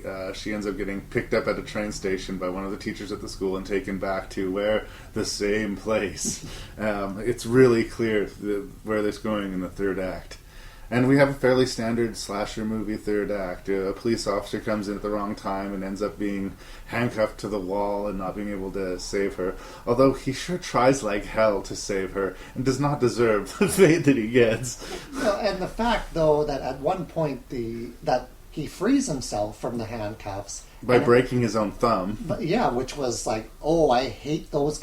You know, lots of graphic violence. Yeah. You know, I can deal with, but it's the little things that feel like you could do those things to yourself. Yeah, those put me off. And like breaking fingers. Oh, that just brutal. Ugh. But he got on top of the evil headmistress and was beating her in the face with a chain. Looked pretty convincing. And still she got the better of him. That I didn't quite get. Because Jennifer abandons him. And yeah, she just runs. And she never goes back for him. As far as she knows, he's still chained to the wall. He was fighting that woman that was in her headspace. That's his problem now. You know. But the chase goes on. She finds out that this woman has a son, presumably who's been feeding on these bodies or doing something horrible to them. It's this, you know, malformed little kid that ends up chasing her. She ends up in the water, swimming across a lake, lighting a lake on fire, and gets to the other side of the lake. Now, the movie's already been crazy enough, but now on the other side of the lake, Shapiro shows up. Like... Okay, first of all, Shapiro got to the Swiss. He figured out where she was to the house, and then drove not to the house, but to the other side of the lake just as she got on the shore. That doesn't make any sense. I'm already what the fuck. But that's okay. He's there for 3 seconds before he's decapitated by the woman who we assumed was already dead. Okay, maybe that was a surprise twist. I legitimately did not expect to see that woman again. There she was. Then she is tackled by Donald Pleasant's monkey. How did the monkey get there? Did Shapiro bring the monkey? Well, did the monkey just follow her by scent? I don't. This is Dario Argento's one of his personal favorite films that he has made, and it is a mess. Well, I was having a problem earlier than that when the monkey, after Donald Pleasance was killed. Yes, it's by the. Well, it's there was another dwarf or kid that was killing everybody. But the monkey leaves its master and goes to a park or some kind of campground, it seemed. It was just a transitionary stage. And pulls this razor blade out of the garbage can. And I was sitting there going, wait a second. Is the monkey the razor blade killer that they've been talking about since the beginning of the film? Because that's the only way that made sense. Yeah. Is the monkey, the monkey was pretty handy with that razor blade. They set it up earlier when Donald Pleasance saw the monkey holding the razor and said, I don't want to ever see you holding that razor. You could hurt yourself. But no part of me believed it was the monkey. It would have been better if it was the monkey. But, I was convinced that the monkey was the original serial killer. Right. It's like, which was like, that's what I was asking myself as the movie credits rolled. Yeah. I went, the monkey was the serial killer? No. And it's like, even the fact that question occurred to me, realized that we were, off the beaten track. No, the monkey was the hero of the piece. Well, no, but he was the hero. But how did he have the razor blade? Or did the monkey stop the serial killer originally, and then throw his weapon in the garbage and knew where to find it? It made no sense. No. It was just, but frankly, it's made as much sense as anything else that was going on in that film. But at least, the music and the performances were all atrocious, so that helped. There was really nothing to latch onto in this film that gave you any semblance that you could buy into it. It was awful. Mm-hmm. It's like, and just the fact that, it's like Jennifer Connelly, she's very pretty at 15. And we're going to throw you in the corpse pit. Yeah. And have you flail around in there for a few minutes. But as you climb out, you're going to get doused with water so that you look very pretty when you climb out of the corpse pit. Yeah. And I just went, really? Really? No. But they wanted to make sure that they were showing her to perfect effect as much as possible, given the circumstances, all the way through this film. Yeah. And yet, but we can't get too, you felt a little bit icky ogling her. And it seemed like the movie wanted you to ogle her, but she wasn't really being sexualized either. No. She's 15, she's a child. And so, when they wet her down, they made sure that she had more layers on so that nothing would show through. And they also, I think part of the direction she got was, okay, we're going to need you to scream in certain places, but otherwise, I don't want you to move any muscles in your face because you'd get a wrinkle or something. So we just want you to look, just blandly pretty all the way through. I believe that they did put that Novocaine shit in her mouth or something, like when they're doing dental surgery. Botoxed her face. I mean, I'm sounding like I'm really mean to Jennifer Connelly. Like I said, there was a time where I thought the sun rose and set with Jennifer Connelly. And I do think that she's a good actress, but at 15, she was out of her element, and she got better. I mean, I liked Labyrinth a lot. I remember her role in that, and she had some chops by that point. But this was the precedent setter for the Kristen Stewart School of Acting. Yes, exactly. And just be pretty. Just be pretty. It'll be fine. It'll be fine. It's like we've got you here for a reason. It's like don't mess it up. What I'm saying is, even if you just wanted to ogle Jennifer Connelly, if that was your thing to get you into the movie, don't. It's just don't. You're creepy if you're ogling her at 15, and it's not gonna be worth your time.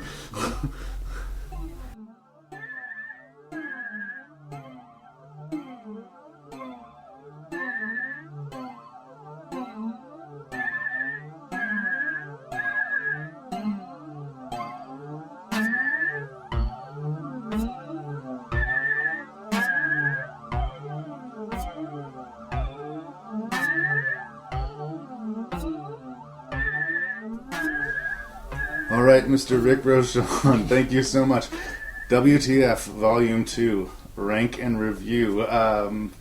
Thank you for putting up with these 6 movies. Hopefully, if you decide you want to do it again, we're going to find you a topic that's a little more agreeable to you. Well, it's again, I selected these 2 groups of films, so I have nobody to blame but myself, and they weren't all bad. It's been interesting. Yeah, like I said to Jared after the first 2 I did with Jared, he did Plagues and Apocalypse and Torture Porn. And I was like, the only way we're going to get darker than this is if we do snuff films next time. So, anyway, what was your least favorite of these 6 movies and why? Well, actually, I was going to start with number 5. Okay. Because it's, that leaves some suspense here. Okay. Okay, so now, and as I made it a little bit odd in my rankings in the previous grouping. Right. So I came up with a theme again for Yay! the rankings for this. Bring it. And in this case, it was all variations on forks. Okay. It's like initially I was thinking about how far I wanted to stick a fork in my eye to having watched these movies, but I went in a different direction for this. But number 5 in this group was Phenomenon, the film we just talked about. And this one I categorized as a fork in the balls. Thank It's you. like, so this was like a criminal waste of Donald Pleasance's presence in this film. Jennifer Connelly's stone-faced performance, script choices were bad, absurd storytelling, bad writing. It had it's not the trifecta, that's the what's the sexfecta? Sexfecta? Sexfecta. It didn't work for me at all. It was a real bad film. It was long. And long. It's like, so now number 4 was Dead and Buried. And I described that as a spork. And it works, but it's not as satisfactory as the real thing. It's an okay story. It reminds you've seen this kind of story told before. It's a little awkward. There's some inconsistencies, but generally it's okay. It gets the job done. Number 3 was Don't Look Now. And this one I called a forklift because it was...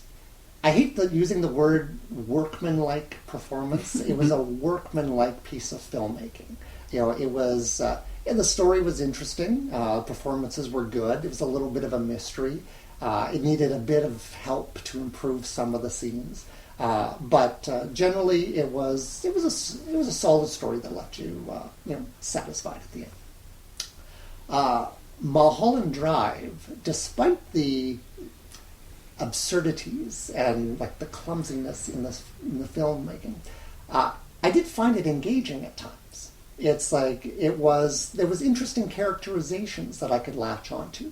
The atmosphere was kind of it was mysterious. There were lots of things that it was essentially weird for weird's sake is what let the film down. Is that it needed like a decent bit of editing, and you could have turned out like a really great movie, but it was...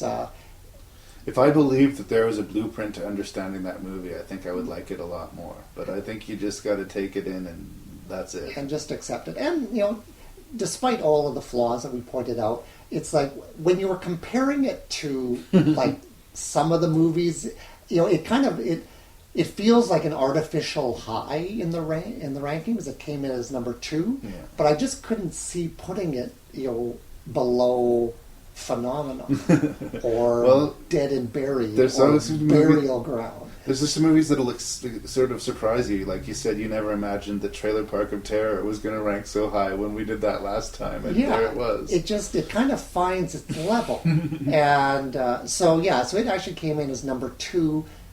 Given the grouping that I had to deal with. Yeah. So I've got 2 left, the worst and the best. So I'm assuming Burial Grounds was your favorite. Actually, yes. My analogy for Burial Ground was fork you, Larry, for making me watch that. It was 85 minutes, dude. It's like... It was, unfortunately, Burial Ground found its way to the bottom of the barrel. Yeah. Jacob's Ladder... Now that was a fork with a tasty, well-done piece of steak on it. It was... Tim Robbins is a great actor. Yeah. Love watching him. Will watch anything he does. Watching that, it leaves you really satisfied. Like the storytelling is great. It's sound, logic. Like despite the circumstances and the weird imagery, the demonic versus angelic, tropes that appear in it, it all feels logical. It doesn't feel like, nothing feels out of place. And you can interpret it on multiple different levels, and it all works. Yeah. Like you can go simple or you can go more mystical, and you buy it. And you buy the interpretation that the filmmaker chose at the end, with him, like essentially these are like random synapses firing in his brain as his life flashes before his eyes. Yeah. That one I would watch. I'd put that on my shelf in my collection. Yeah. No problem. I don't think that there's a lot of, excessive stuff in that, or extemporaneous or useless bits of film in Jacob's Ladder. I really don't. Whereas I would argue that Mulholland Drive was full of just stuff that was thrown in there just because. Just because. Our lists are not dissimilar, but we are not going to be giving away any prizes today. And I kind of knew. I was sitting there going, I wonder if I should throw, because I figured Mulholland Drive was going to be the wrong one out of all of them. But I went, no, I'll keep my list as I went. Again, I got to question my own rulings here and only giving prizes if you agree with me. But it's kind of funny in its own right for me too. Well, if you agree with me, you just clearly deserve some kind of reward. Well, I agree with you that Burial Grounds, The Night of Terror, was easily and soundly the worst of these 6 movies. And I think I will argue that it's the worst movie that I've subjected myself to since starting this podcast. And like my friend Jeremy and I did an episode dedicated to bad sequels, and like there's been some pretty ugly movies that I've looked at here. Burial Ground so far is my winner for least favorite movie reviewed on my show. So congratulations to that. So I'm 1 for 1. Yeah. I also wanted to point out that it's called Nights of Terror, and I believe most of it happens during the day. Yeah. Just putting that out there. One day. And we didn't even really mention the boob munching in it. There is a boob munching thing that happens in it, so if you're into boob munching, you're a weirdo. Stop listening to my show. Number 5... I agree with you as well, is Phenomenon. 2 for 2. 2 for 2. As much as I would love to say that, a monkey saved the day with a scalpel, just saying those words out loud makes it sound like it's fantastic. A monkey saves the day with a scalpel. That's a Go project. Maybe in the remake, but Phenomenon is a terrible movie. I just, not a fan. I put Mulholland Drive at number 4, and I guess it's just I have a personal distaste for David Lynch. I just think, like, I can feel the artistic wankery to this movie, and I see scenes of genuine, like, real good filmmaking too, which makes those other scenes all the more of a slap in my face. I find I get why people find it sort of hypnotizing, and you want to go back and try and interpret it, but there's no master plan to this movie. David Lynch is just laughing his way to the bank, and I think he's over-respected, frankly. But that's me. Dead and Buried, I made it to number 3. I had one out of order. It's like I could see the stack in front of you. I was close. You were very close, but yeah, this is, like you say, it's completely watchable. Fine, it's of its time. It's an 80s film. I like that there's no CGI to it. There's interesting faces that show up. But you're right. It's an episode of The Twilight Zone. And if you like episodes of The Twilight Zone, give it a look. I mean, I don't think you're going to be like, oh, that was so stupid. It's fine. It's fine. I don't want to oversell it, but I don't want to undersell it. It's fine. Don't Look Back. Or, sorry, Don't Look Now. I keep on wanting to call it Don't Look Back because of the play. But Don't Look Now. It's not a perfect movie, but it's a very interesting movie. But I think where it throws a bunch of stuff at you and tries to knock you off your balance, there is a real story being told there, which, like I keep going back to, Mulholland Drive was doing a similar thing, sans the story.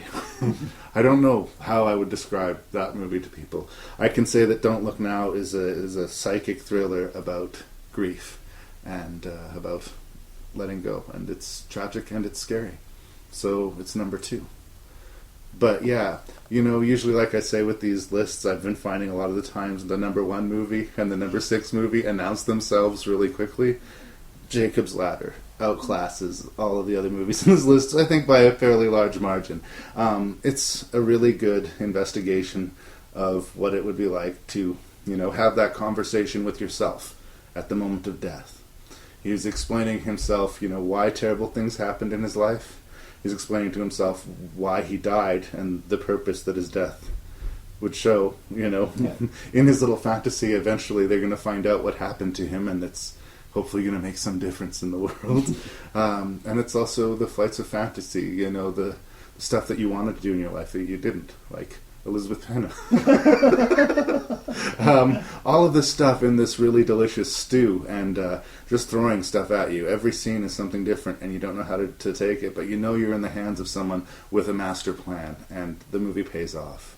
Jacob's Ladder is the best of these 6 movies.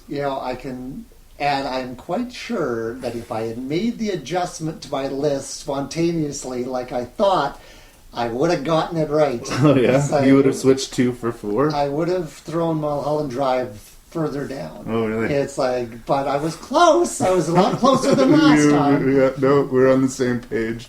And once again, I'm going to take this opportunity to apologize for Burial Ground's Nights of Terror. There are people who genuinely have a love for that movie and those types of films, and by all means write me an email and explain yourself to me, but much like I said with the torture porn movies that we reviewed with Jared, I don't know that I understand them as entertainment at all. No. I didn't, that movie, God, if I'd seen it on the big screen, I would have regretted it. I'm quite sure. It's like I saw enough just on a little 5x7 screen in front of me at night one night. So, but Jacob's Ladder was definitely well worth revisiting 30 years on. It's still a great movie. Loved it. Right on. To the Jerry's then.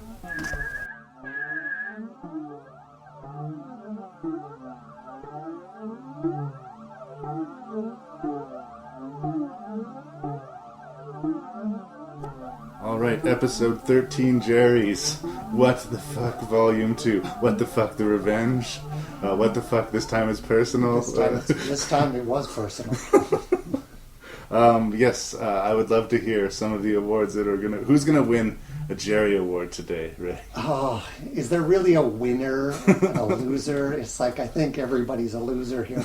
I had just 2 that I picked, of which one was the really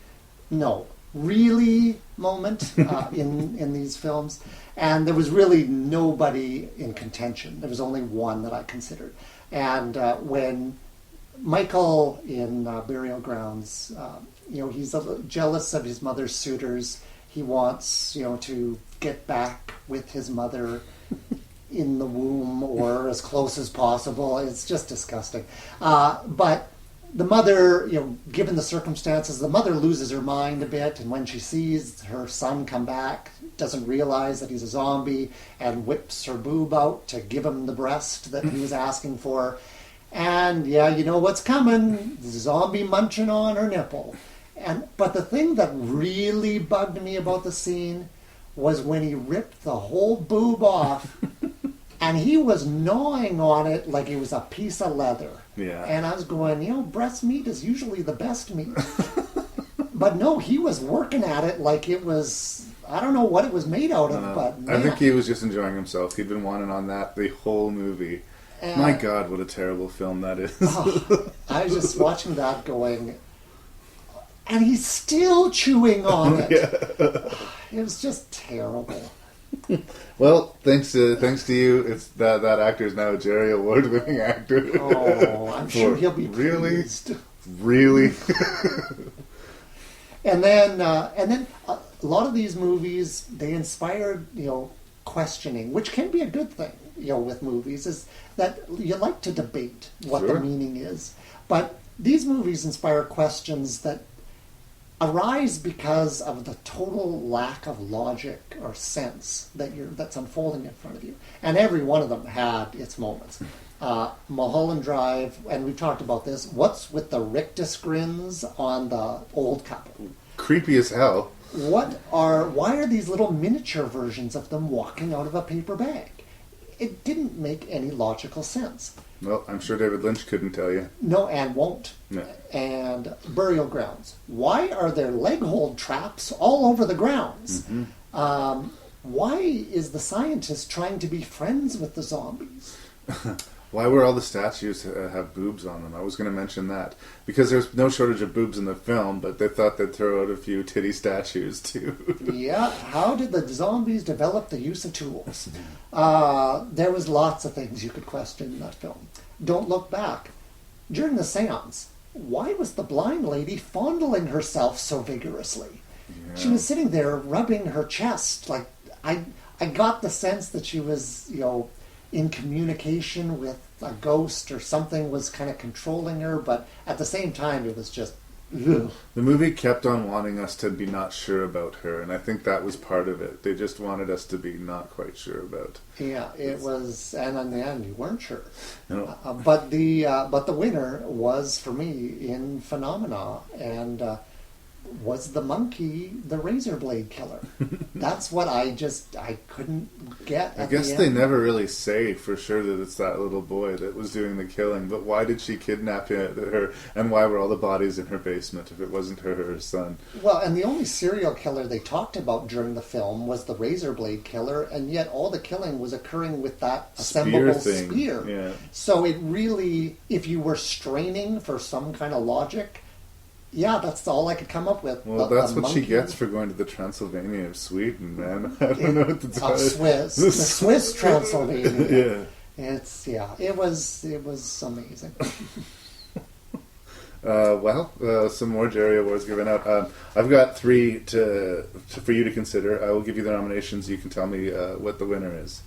For WTF, and I'm disavowing Michael biting his mom's boob from Days of Terror. He's no longer eligible. I will not let him be a 2-time Jerry Award-winning actor for that. He doesn't deserve it twice. I put Elizabeth Penna's Demon Love in Jacob's Ladder for the scene where she's having sex with some demonic figure in that dance floor.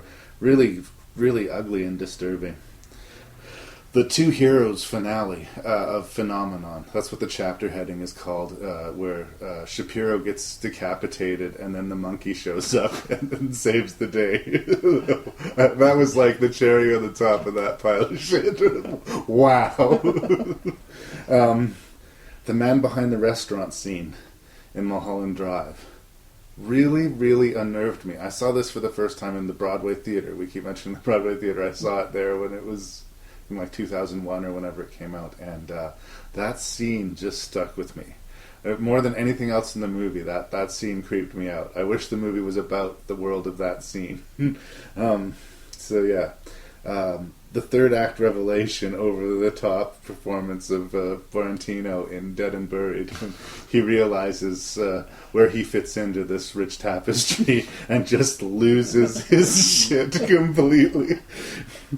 And the last nomination for what the fuck moment is, of course, the creepy dwarf person at the end of Don't Look Now, because I don't know what I was expecting to see at that moment, but it certainly was not that, and consequently it was quite disturbing. If I've got to pick one of those, I've got to go with Jacob's Ladder, simply because you've got to give an award to the best movie out of this grouping. It's like some of the scenes that you mentioned are inherently a little weirder, like as far as what the fuck moments. But yeah, that was a very effective, very creepy scene that you weren't quite sure what you were seeing here, but you didn't like it. And yeah, it's and as well, you could totally feel Tim Robbins going revulsion and fear. And it's like he's down the rabbit hole at this point. He doesn't know what's going on. So yeah, I think I would give that to a worthy Jacob's Ladder, best what the fuck moment of these what the fuck movies. That's a high praise indeed. I have a guess. I know where you're going to go with this next group of nominations, but for best performances, I have nominated Tim Robbins from Jacob's Ladder, Donald Sutherland in a fairly complex role, I think, in Don't Look Now. Donald Pleasant's supporting work in Phenomena, just because it was nice to see an actor show up at least. And Naomi Watts for Mulholland Drive. Say what you will, that would not have been an easy part to play, or an easy 2 parts to play, because apparently, she switches bodies, which is something that Lynch likes to revisit in his films. Well, and I didn't bring it up while we were talking about it, I swear she played the waitress in Winkies. It's like, if you look closely at the actress, they cut to her at one point. She's the one who comes to their table while they're having that coffee. And I thought that was Naomi Watts as well. And I went, what did that mean if that was her? It's like, because I didn't go back to check it out. But you couldn't, because you can't use chapters in the DVD. Yeah, but so she might have actually had 3 parts in that movie. So, but I'm not sure. I wasn't sure. It sort of went, huh? But she went from being a super sweet, like, Dorothy from Wizard of Oz type character to this, like, furiously masturbating, crying, junkie chick at the end of the movie. It's like, it was an interesting good times. It was an interesting arc for her to portray. I would probably, again, Tim Robbins, I like him. It's like, I liked her performance. I thought she was solid. I would probably pick Tim Robbins. I like that film. I like him better. Yeah. Jacob's Ladder taking it again. And the last award we're going to give out for the 13th episode of Rank and Review, and once again, thank you, Rick. We're going to go for Best Death in this series of 6 movies, and there has been a few of them. I have full body cast, gentleman gets needle in the eye from Dead and Buried. What a horrible situation. Completely helpless. You just see that needle coming for your one vulnerable exposed. The pole through the head in the something of a dream sequence, sleepwalking sequence in Phenomenon. Jennifer Connelly sees one of her fellow students take a spear through the head. The culmination of the madness in the Vietnam, the sequence in Jacob's Ladder where we understand what really happened to him. He wasn't even, in fact, fighting the enemy at that point. His whole squad had gone crazy and ended up killing each other. You see bits of that violence throughout the movie, but you don't fully understand the implication of what's going on. So that revelation I thought was pretty impressive. And there's a lot of death dealt out there, so I sort of spread that one across a few people. In the Nights of Terror, that weird death with the maid being decapitated. Like I say, she seemed almost a willing participant. I'll be out of the movie soon. The climactic moment with Donald Sutherland in Don't Look Now. Again, we've gone back to. And last but not least, the hitman in Mulholland Drive, who, again, he's getting a little black book from somebody. Clearly that's what he was supposed to do, but there's a lot of residual damage. He inadvertently shoots the woman in the next room, so has to drag her into the room and deal with her. And then he gets the janitor involved. And then the alarm goes off in the building, and it's this really bizarre series of death and horrible stuff, but it's played for laughs. And again, it's just not made reference to again at any point in the movie. And that's why it wins. That's the best it does. Because I did that. I had that mentioned on my sheet as well. We didn't talk about is that the murder goes wrong was a moment that I quite enjoyed. Again, by itself, as an isolated sequence, it's great. But where does it fit in this movie? It doesn't matter. It was a little sweet piece of, that you could latch onto and go, oh, I like this moment. Well, yeah, it was a bright light. And like I say, as much as it sounds like I've just been hating on Mulholland Drive, I would watch Mulholland Drive twice before I would watch Phenomenon or Nights of Terror again.